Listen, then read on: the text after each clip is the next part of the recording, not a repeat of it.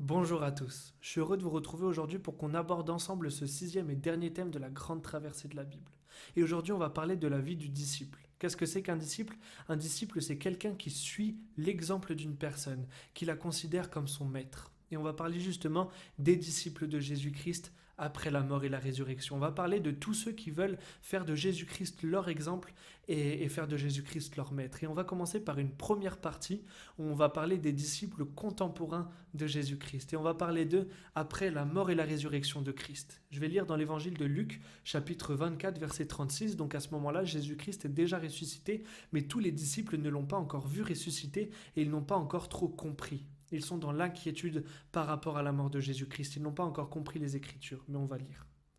Ils parlaient encore, donc les disciples, quand Jésus lui-même se présenta au milieu d'eux et leur dit « Que la paix soit avec vous ». Saisis de frayeur et d'épouvante, ils croyaient voir un esprit, mais il leur dit « Pourquoi êtes-vous troublés? Et pourquoi de pareilles pensées surgissent-elles dans votre cœur? Regardez mes mains et mes pieds, c'est bien moi. Touchez-moi et regardez. Un esprit n'a ni chair ni os, comme vous le voyez bien, j'en ai. » En disant cela, il leur montra ses mains et ses pieds. Cependant, dans leur joie, ils ne croyaient pas encore et ils étaient dans l'étonnement. Puis il leur dit, c'est ce que je vous disais lorsque j'étais encore avec vous. Il fallait que s'accomplisse tout ce qui était écrit à mon sujet dans la loi de Moïse, dans les prophètes et dans les psaumes. Alors il leur ouvrit l'intelligence afin qu'ils comprennent les Écritures et il leur dit, ainsi il était écrit, et il fallait que cela arrive, que le Messie souffrirait et qu'il ressusciterait le troisième jour, et que la repentance et le pardon des péchés seraient prêchés en son nom à toutes les nations, à commencer par Jérusalem. Vous êtes témoins de ces choses, et voici que j'enverrai sur vous ce que mon Père a promis. Quant à vous, restez dans la ville de Jérusalem, jusqu'à ce que vous soyez revêtus de la puissance d'en haut. Il les conduisit jusque vers Béthanie, puis il leva les mains et les bénit. Pendant qu'il les bénissait, il les quitta et fut enlevé au ciel. Quant à eux, après l'avoir adoré, ils retournèrent à Jérusalem remplis d'une grande joie. Ils étaient constamment dans le temple, louant et bénissant Dieu. On a ici un passage très intéressant. Les disciples voient que Jésus-Christ est ressuscité et qu'est-ce que ça fait d'eux? Ça fait d'eux des témoins. Ces disciples-là seront les seuls disciples, la seule génération de disciples à avoir vu Jésus-Christ ressuscité et ils vont témoigner de ce qu'ils ont vu. Et qu'est-ce qu'ils vont faire? Ce que Jésus annonce, ils vont prêcher la repentance et le pardon, et le pardon des péchés. Et à qui ils vont le prêcher à Jérusalem et à toutes les nations. Jésus-Christ est en train de dire, vous êtes mes témoins. Et là, je vous confie une mission. Ce que vous avez vu, vous allez devoir en témoigner. Il faut que le monde sache que l'évangile est vrai. Et l'évangile est vrai seulement par la résurrection de Christ. Si Christ n'était pas ressuscité, l'évangile serait une folie parce que Jésus-Christ aurait échoué, mais parce qu'il est ressuscité est la preuve de sa victoire et la preuve que Jésus-Christ est bien le Messie. Et justement, les disciples vont témoigner. Et de quelle manière ils vont témoigner? On voit que Jésus-Christ leur dit je vous j'enverrai sur vous ce que mon Père a promis. Qu'est-ce que le Père a promis? Il dit restez dans la ville de Jérusalem jusqu'à ce que vous soyez revêtus de la puissance d'en haut. D'autres versets disent il vaut mieux que je parte, parce que si je ne pars pas, ne pourra pas venir le consolateur que Dieu le Père doit envoyer. Qui est ce consolateur? Qui est celui que Dieu le Père a promis? Dieu le Père a promis de leur envoyer le Saint-Esprit. Et c'est beaucoup du Saint-Esprit de Dieu dont on va parler dans cet épisode de la GTB. Et déjà, j'aimerais donner des points de base. Le Saint-Esprit n'est ni une énergie, ni un fluide, ni un courant électrique, ni un gaz, ni un concept. Le Saint-Esprit est une personne. Le Saint-Esprit est pleinement Dieu et le Saint-Esprit est pleinement un membre de la Trinité au même titre que le Père et que le Fils. Voici qui est le Saint-Esprit. On va beaucoup parler du Saint-Esprit parce que le Saint-Esprit est essentiel dans la vie du disciple. Un disciple ne peut pas vivre sa vie de disciple sans avoir le Saint-Esprit. Et c'est ce qu'on va découvrir dans cet épisode. Et on voit que le Saint-Esprit donc va les revêtir de la puissance d'en haut. On voit aussi que Jésus-Christ monte au ciel. Pourquoi il monte au ciel? Parce qu'il a fini sa mission. Et c'est pour ça que Dieu le Père envoie le Saint-Esprit, parce que les disciples ont besoin de Dieu. Et on va voir de quelle manière Dieu va s'approcher des disciples par le Saint-Esprit. Mais donc il dit qu'ils vont recevoir le Saint-Esprit. Et justement le jour de la Pentecôte, donc quelques temps après que Jésus-Christ soit monté au ciel, ils vont recevoir le Saint-Esprit. Et ce jour-là, 3000 personnes vont se convertir. 3000 personnes vont entendre l'évangile de Jésus-Christ mort et ressuscité de la bouche des témoins de ceux qui l'ont vraiment vu ressusciter. Et 3000 personnes vont se convertir.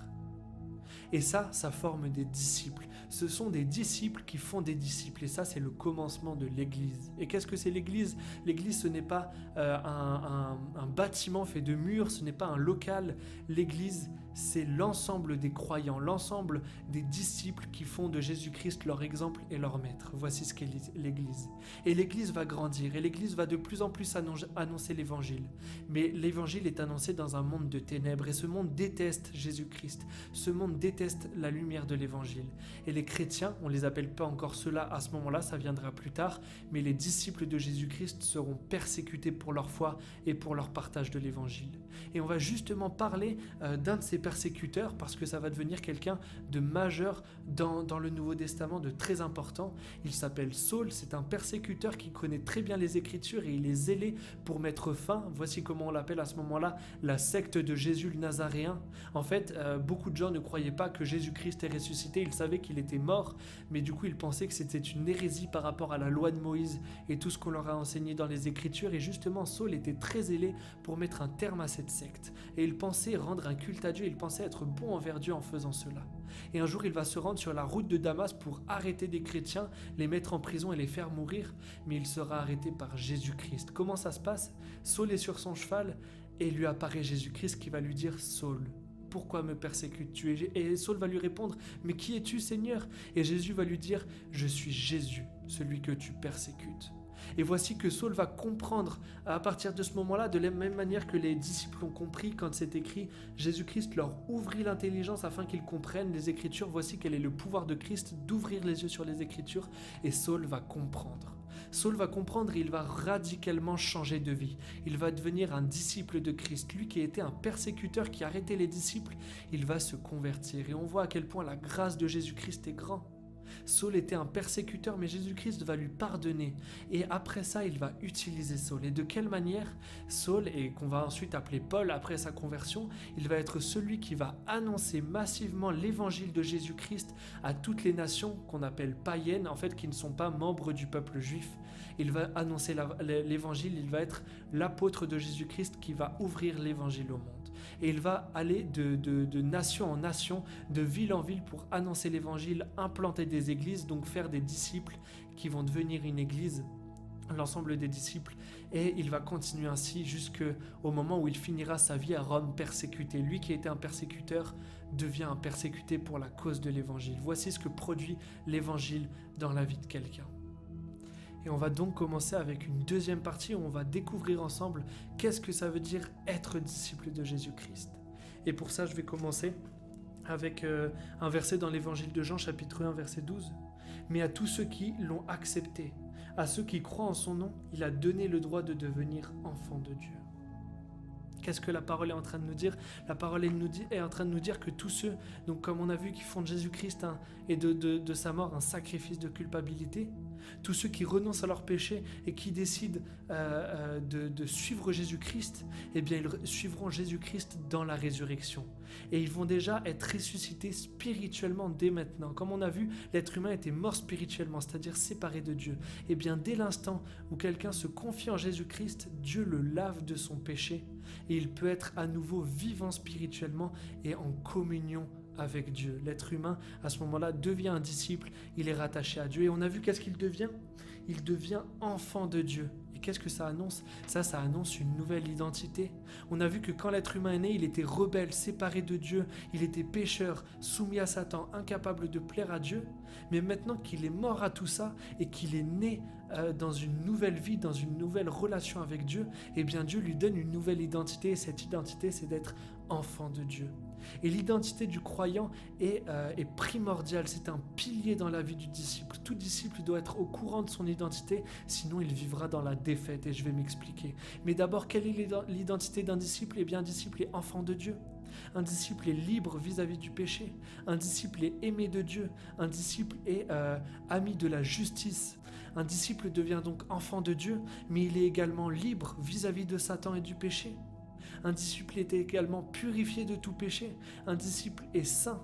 Un disciple est réconcilié avec Dieu.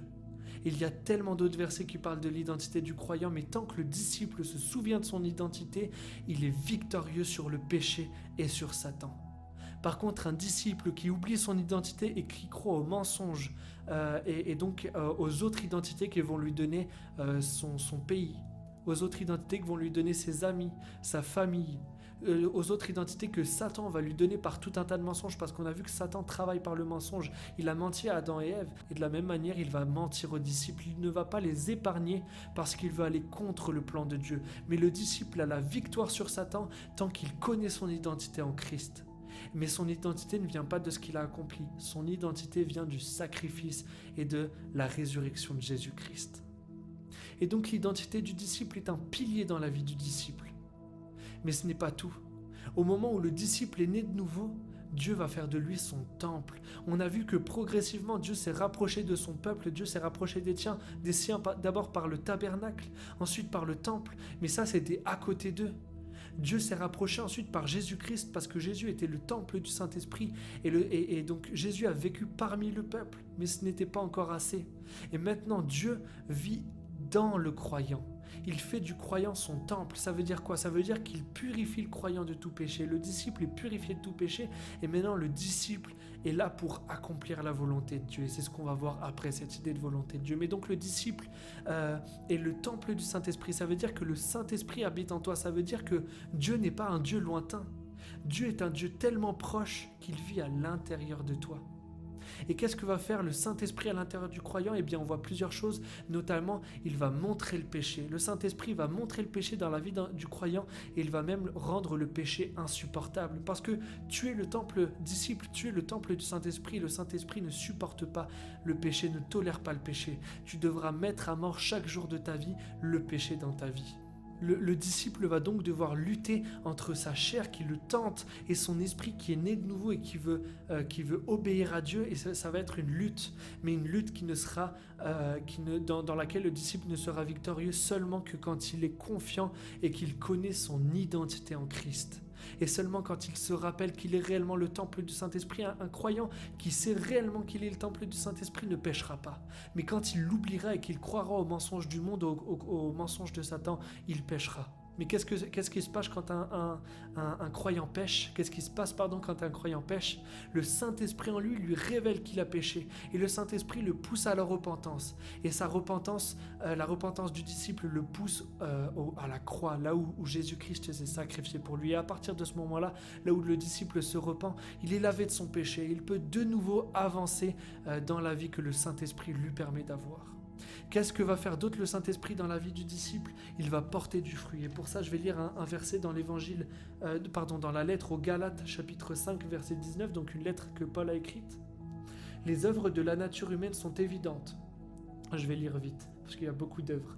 Ce sont l'adultère, l'immoralité sexuelle, l'impureté, la débauche, l'idolâtrie, la magie, les haines, les querelles, les jalousies, les colères, les rivalités, les divisions, les sectes, l'envie, les meurtres, l'ivrognerie, les excès de table et les choses semblables. Je vous préviens comme je l'ai déjà fait. Ceux qui ont un tel comportement n'hériteront pas du royaume de Dieu. Mais le fruit de l'esprit, c'est l'amour, la joie, la paix, la patience, la bonté, la bienveillance, la foi, la douceur, la maîtrise de soi. Contre de telles attitudes, il n'y a pas de loi. Ceux qui appartiennent à Jésus-Christ ont crucifié leur propre nature avec ses passions et ses désirs. Quant à nous, si nous vivons par l'Esprit, laissons-nous conduire par l'Esprit. Paul est en train de dire que voici les œuvres de la chair et le Saint-Esprit va les montrer en vous, la parole aussi, c'est pour ça qu'il faut lire la Bible et j'expliquerai ça aussi un peu plus tard, mais le Saint-Esprit va nous montrer quel est le péché en nous. Par contre, le Saint-Esprit aussi de son côté va faire jaillir en nous des fruits, il va faire mûrir du fruit en nous. Et quel est ce fruit? C'est l'amour, c'est la paix, mais pas la paix selon ce que ce monde connaît. Des fois, le monde connaît avoir un peu d'amour, avoir un peu de paix. Là, c'est l'amour et la paix qui surpassent toute circonstance et toute intelligence. C'est l'amour et la paix venant de Dieu. Et ce qui va être marquant dans la vie du disciple, c'est l'amour par le Saint-Esprit, c'est la paix par le Saint-Esprit, la joie par le Saint-Esprit, la maîtrise de soi et tous les fruits qui accompagneront la vie de ceux qui auront le Saint-Esprit. Le Saint-Esprit nous rappelle également sans cesse l'espérance à laquelle nous aspirons. En effet, tout disciple aspire un jour à voir descendre Jésus-Christ comme il a prévu qu'il reviendrait, comme il a promis qu'il reviendrait, chercher ses disciples. Et tous ceux qui seront cherchés par Jésus-Christ vivront avec lui pour l'éternité. Mais tous les autres passeront l'éternité en enfer. C'est pour ça qu'il est important d'annoncer l'évangile en tant que disciple, parce que tellement d'âmes continuent d'aller en enfer chaque jour. Et donc le Saint-Esprit va nous équiper justement pour partager l'évangile. Le Saint-Esprit va nous équiper pour vivre la vie que Dieu le Père veut que nous vivions. En effet, nous avons Jésus-Christ comme exemple.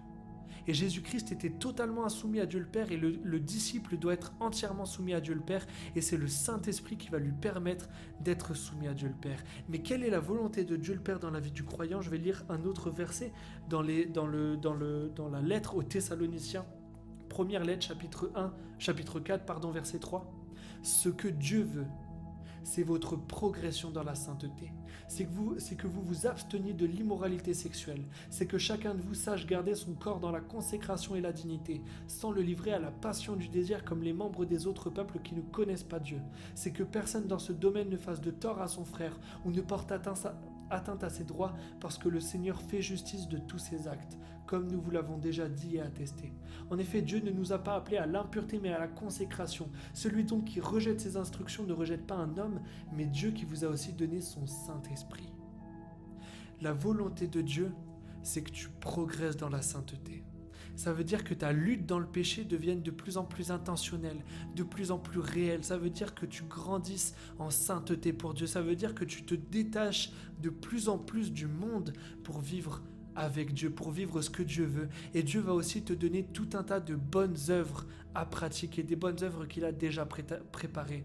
Dieu va aussi demander aux croyants de vivre avec une assemblée de disciples, donc vivre dans une église, parce que c'est là que le croyant sera encouragé, fortifié. Voici en gros la vie que le Dieu veut qu'ait le croyant. Et maintenant, on va passer dans une troisième partie. Et dans cette partie, on va voir comment devenir un disciple. Parce que peut-être que la question que vous me posez, c'est Nico, c'est très bien la vie du disciple, toutes ces choses. Mais là, tout de suite maintenant, à la fin de cette vidéo, comment devenir un disciple? Comment réellement changer et devenir un disciple pour Jésus-Christ? Et pour ça, on va prendre la parole de Dieu dans l'Épître aux Romains, chapitre 10, verset 9. Et je vais lire un peu. Si tu reconnais publiquement de ta bouche que Jésus est le Seigneur, et si tu crois dans ton cœur que Dieu l'a ressuscité, tu seras sauvé. En effet, c'est avec le cœur que l'on croit et parvient à la justice, et c'est avec la bouche que l'on affirme une conviction et parvient au salut. Comme le dit l'Écriture, celui qui croit en lui ne sera pas couvert de honte. Il faut que tu reconnaisses publiquement de ta bouche que Jésus est le Seigneur, et il faut que tu crois dans ton cœur que Dieu l'a ressuscité des morts. En fait, le sacrifice de Jésus-Christ à la croix, il faut que tu te l'appropries. Et qu'est-ce que ça veut dire s'approprier le sacrifice de Jésus-Christ à la croix? Ça veut dire renoncer à sa vie présente. Et justement, Jésus-Christ va parler aussi, il va nous enseigner un peu plus sur comment est-ce qu'on est un disciple, et on va lire dans l'évangile de Matthieu, chapitre 16, verset 24. Alors Jésus dit à ses disciples: si quelqu'un veut être mon disciple, qu'il renonce à lui-même, qu'il se charge de sa croix et qu'il me suive. En effet, celui qui voudra sauver sa vie la perdra, mais celui qui la perdra à cause de moi la retrouvera. Que servira-t-il à un homme de gagner le monde entier s'il perd son âme? Ou que pourra donner un homme en échange de son âme?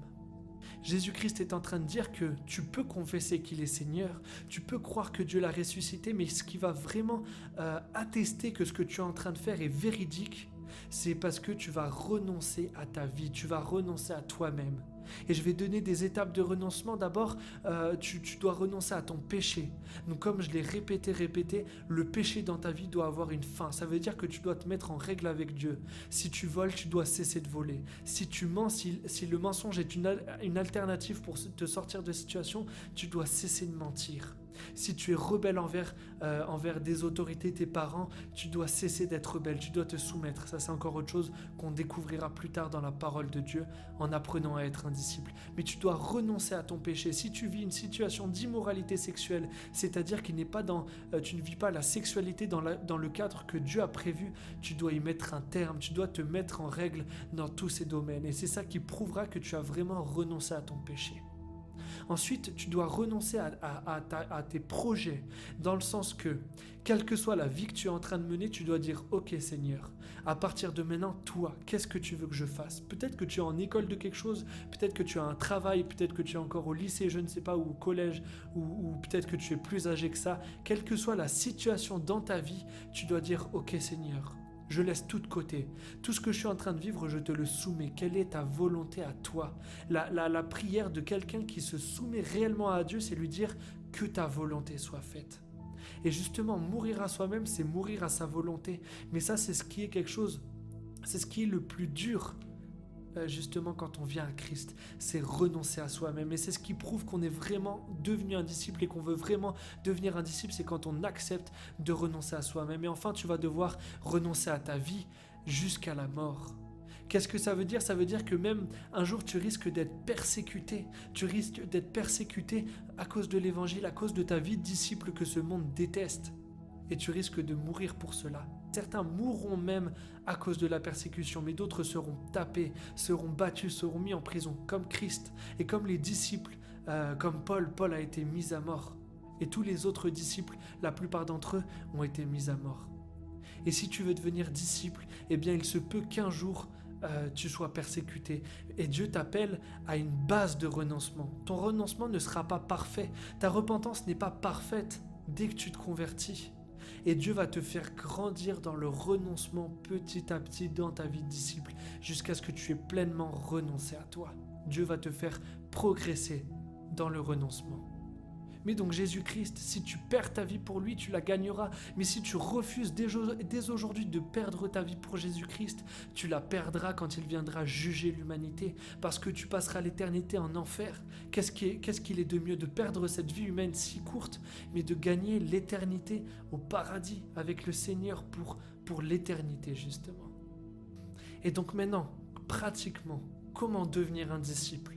Eh bien pour ça, je te dis, va dans ta chambre, va dans un endroit seul, un endroit où tu n'auras pas de bruit, un endroit où tu seras tranquille. Et c'est aussi un endroit où Dieu t'attend déjà. Dieu t'attend déjà dans ce lieu secret parce qu'il attend d'entendre ce que tu as à lui dire. Et quand tu seras dans ce lieu secret, parle à Dieu directement. Et la foi que tu ne t'exprimes pas dans une pièce vide comme un fou, mais que tu parles au Dieu créateur qui t'entend. Et qu'est-ce que tu peux lui dire? D'abord, tu peux lui ouvrir ton cœur. Tu peux lui parler, dis-lui ce que tu as sur le cœur. Qu'est-ce que tu penses de lui? Qu'est-ce que tu ne comprends pas? Dieu le sait déjà. Il sait déjà l'entièreté de ton cœur, mais il attend que tu lui révèles, que tu lui dises, que tu lui ouvres ton cœur. Et tu peux lui dire ce qui t'a blessé dans ta vie. Tu peux lui dire toutes tes peines. Tu peux lui dire toutes tes souffrances parce que Jésus-Christ est là, prêt à les accueillir. Jésus-Christ n'est pas là que pour le péché. Il est aussi là pour te guérir de toutes les blessures que tu as subies dans ce monde. Que ça soit des divorces, que ça soit le fait que tu étais peut-être trompé, que tu étais trahi, que tu étais peut-être battu, même violé, toutes les choses que tu as pu vivre. Jésus-Christ est là pour te guérir, tu peux lui en parler.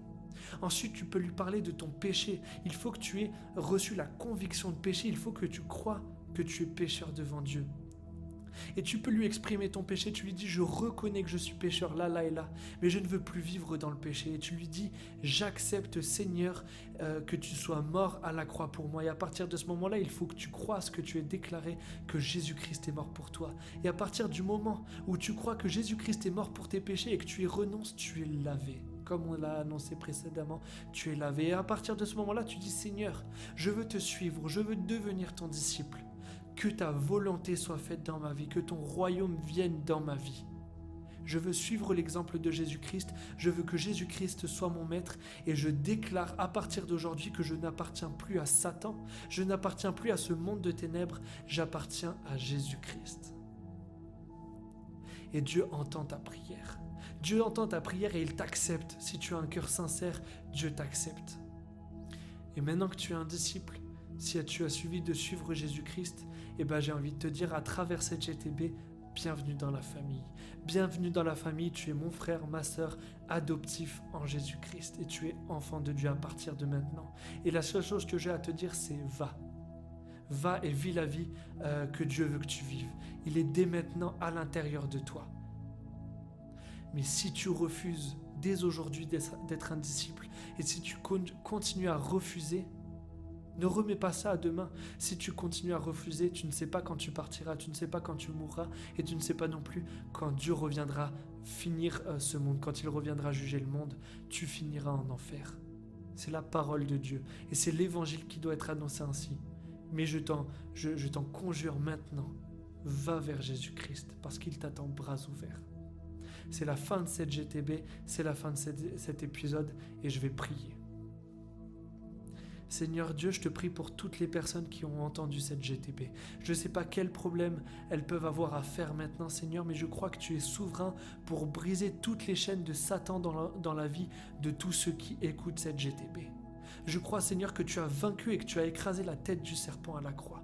Je crois aussi, Seigneur, que tu as pardonné tous leurs péchés en Jésus-Christ. Seigneur, accueille maintenant tous ces êtres humains, frères et sœurs qui veulent venir vers toi, Seigneur. Je t'en prie, sois avec eux. Merci parce que tu les as aimés avant qu'ils te connaissent. Bénis-les dans le nom de Jésus-Christ. Amen. Soyez bénis, vous qui avez écouté cette GTB. Et n'hésitez pas à m'envoyer un message s'il y a des blocages, si vous avez d'autres questions, je serai ravi de vous répondre. Merci.